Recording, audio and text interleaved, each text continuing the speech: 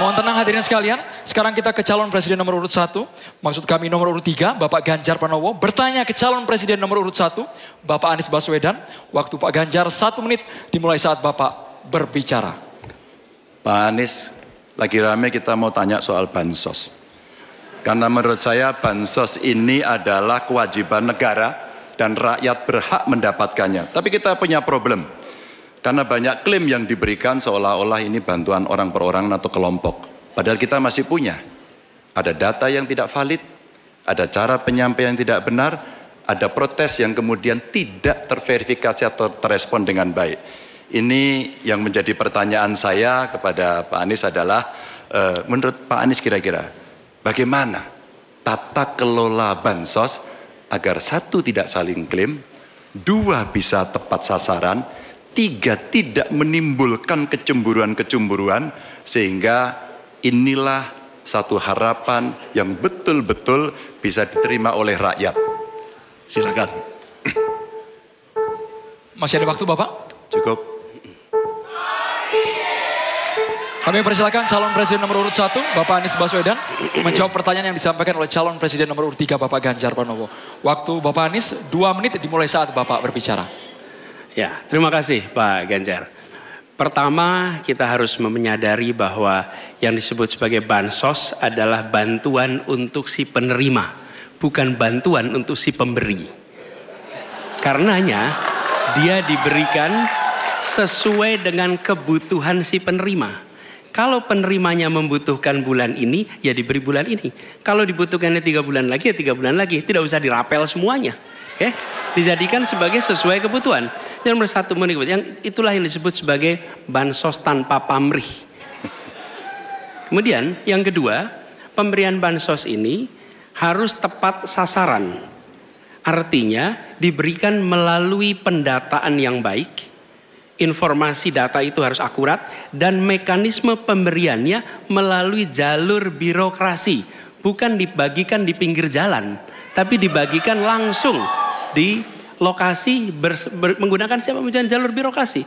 Kemudian yang ketiga, yang tidak kalah penting, ketika kita berbicara tentang bansos ini, harus bansos itu bisa dipastikan mereka yang miskin, prasejahtera itu termasuk di dalamnya. Jangan sampai mereka terlewatkan. Karena itu kami menyusun ini sebagai bagian dari perubahan adalah bansos plus, angkanya ditingkatkan. Yang belum masuk masih miskin dimasukkan dan diberikan bekal pelatihan, pendampingan supaya mereka pelan-pelan bisa mandiri dan hidup lebih sejahtera. Jadi kami melihat ketika sampai kepada bansos, bansos ini adalah atas nama negara. Ketika saya bertugas di Jakarta, semua paket bansos di kerdusnya diberikan label dibiayai APBD DKI Jakarta, bukan dari gubernur, dari uang rakyat lewat APBD DKI Jakarta. Jelas posisinya. Selanjutnya kami mohon kepada calon presiden nomor 3, Bapak Ganjar Pranowo, menanggapi jawaban calon presiden nomor 1, Bapak Anies Baswedan. Waktu Bapak 1 menit dimulai saat Bapak berbicara. Terima kasih. Ya, kali ini pasti setuju dong. Karena proses logic thinkingnya adalah datanya diperbaiki. Ini yang pernah kita lakukan, dan ketika kawan-kawan KD sudah bersusah payah diberikan ke atas, balik lagi pada data yang sama. Seolah-olah kita abai pada soal data ini, sehingga betul-betul bansos yang diberikan, yang rencananya tadi menurunkan kemiskinan, mengurangi gap, menurunkan kemiskinan oke ternyata, tapi gap tidak.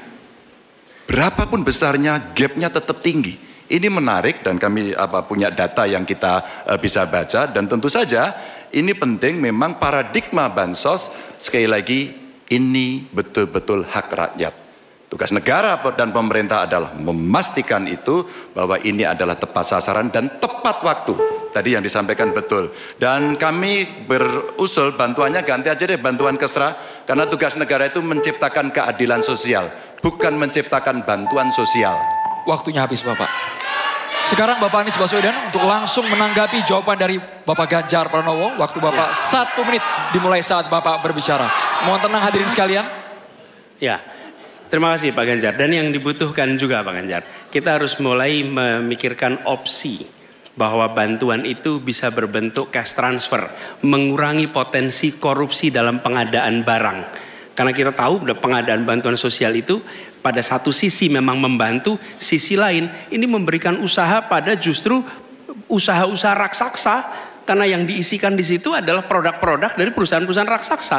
Dan ini yang menurut saya harus koreksi. Bila bantuan itu diberikan langsung dalam bentuk cash, ini salah satu yang perlu kita pertimbangkan. Mereka langsung gunakan sesuai dengan kebutuhannya. Lalu yang soal data.